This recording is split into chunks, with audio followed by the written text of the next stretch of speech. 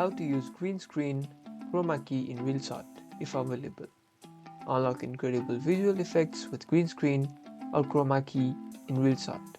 If available, this feature lets you replace a solid color background with any image or video, opening up endless creative possibilities.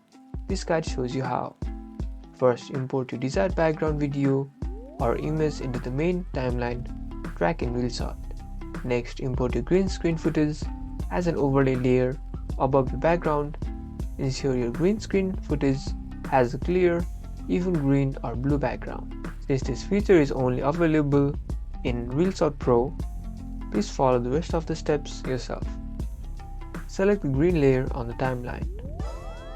Now look for the chroma key, green screen or cutout tool in the editing toolbar. It often looks like a person's silhouette. Tap on this icon. You'll typically see a color picker. Use it to tap on the green screen or blue background in your footage.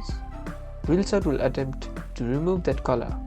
Adjust any strength or threshold sliders to fine-tune the effect, ensuring all the green is gone without erasing parts of your subject. Tap on Done or Apply. Your subject now appears seamlessly on your chosen background.